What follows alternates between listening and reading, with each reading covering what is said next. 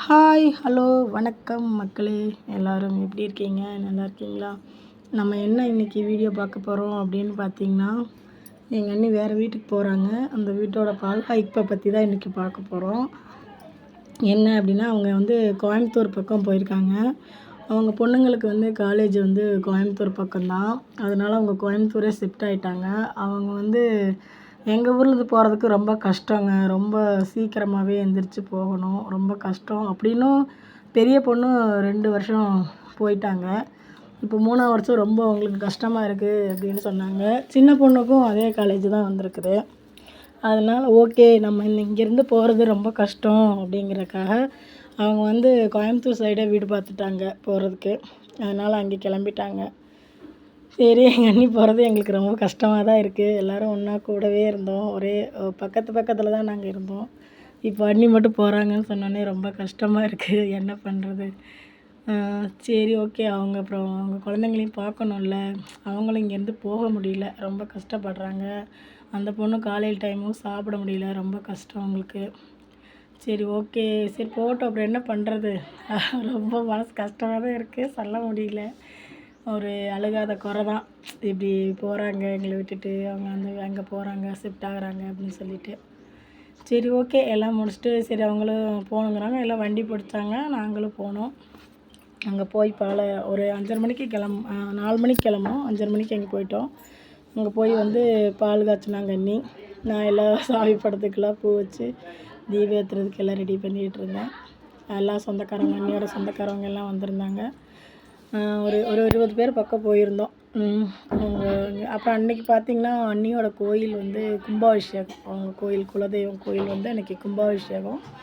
அதுக்கு போயிருந்தோம். அதுக்கு வந்து காலையிலேயே இவங்க வீட்டுக்கு வந்து போய் பாலை காய்ச்சிட்டு அப்படியே 7:30 மணிக்கு கிளம்புனோம். அங்கே 10:30 மணிக்கு தான் கும்பாபிஷேகம். அதாவது கோயம்புத்தூர் பக்கத்தில் வடவள்ளிங்கிற ஊர். அந்த ஊருக்கு அங்கே தான் கும்பாபிஷேகம், பெருமாள் கோயில். அது செமையான கூட்டங்க. பயங்கரமாக இருந்தது கூட்டம். அவ்வளோ இதாக இருந்தது. அப்புறம் அங்கேயே போய் எல்லாம் பார்த்துட்டு, சாமியெல்லாம் பார்த்துட்டு, கும்பாபிஷேகம் முடிஞ்சிட்டு எல்லாம் போய் சாப்பிட்டு, சாமியை பார்த்து சாமி கும்பிட்டுட்டு எல்லாம் சுற்றி பார்த்துட்டு, அப்புறம் ஓகே நைட்டு வீட்டுக்கு போகலான்னு சொல்லிவிட்டு எல்லாம் சுற்றி பார்த்துட்ருந்தோம். சுற்றி பார்த்து முடிச்சுட்டு திரும்ப வந்து வெளியே வந்து பக்கத்தில் எல்லா கோயிலுக்கும் போய் சுற்றி பார்த்துட்டு ஜாலியாக இருந்துச்சு. இருந்தாலும் அண்ணி பிரிய போகிறாங்களேன்னு ஒரு வருத்தம் ஒரு சைடு இருந்துச்சு. சொல்ல முடியல வார்த்தையில். அவ்வளோ ரொம்ப கஷ்டம். கூடவே இருந்துட்டு நாங்கள் 3 பேர் எப்போயுமே சேர்ந்து தான் இருப்போம். இந்த டைம் அண்ணி பிரிய போகிறாங்களே அப்படின்னு சொல்லிட்டு ரொம்ப கஷ்டமாக இருந்துச்சு. என்ன எப்போயாவது ஒரு டைம் தான் பார்க்க முடியும் அப்படின்னு சொல்லிட்டு, என்ன தான் நம்ம வீடியோ காலில் பேசினாலும் பார்த்தாலும் நம்ம நேரில் வந்து ஜாலியாக பேசுகிற ஒரு என்ஜாய்மெண்ட்டு இருக்காது இல்லைங்க. அந்த மாதிரி தான். சரி, என்ன பண்ணுறது? அப்படியே மனசை தேற்றிக்கிட்டோம் நாங்களும். சரி, ஓகே, அவங்க போயிருக்கட்டும் அப்படின்னு சொல்லிட்டு நாங்களும் வந்து எல்லாம் பார்த்து செஞ்சு கொடுத்துட்டு கிளம்பிட்டோங்க.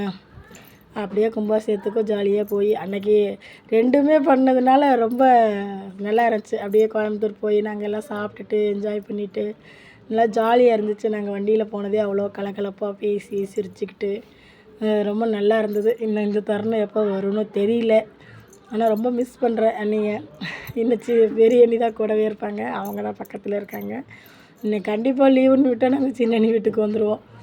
ஆனால் இப்போதைக்கு ரொம்ப கஷ்டமாக தான் இருக்குது. இது போகிறக்கே ரொம்ப கஷ்டம். எப்படி சொல்கிறதுன்னு தெரியலைங்க. சரி, ஓகே ஃப்ரெண்ட்ஸ், இந்த வீடியோ பிடிச்சிருந்துச்சுன்னா மறக்காமல் லைக் பண்ணுங்கள், ஷேர் பண்ணுங்கள், மறக்காமல் கமெண்ட் பண்ணுங்கள். ஓகே ஃப்ரெண்ட்ஸ், பாய். மீண்டும் நெக்ஸ்ட் வீடியோவில் உங்களை சந்திக்கிறேன். அது வரைக்கும் உங்களிடம் விடைபெறுவது உங்கள் கதிர்நிலவன் சேனல். Okay, bye friends. மறக்காமல் நம்ம சேனலை சப்போர்ட் பண்ணுங்கள். பார்க்குற எல்லாருமே சப்போர்ட் பண்ணுங்கள். மறக்காமல் எல்லோரும் சப்போர்ட் பண்ணுங்கள் ஃப்ரெண்ட்ஸ். ஓகே, பாய்.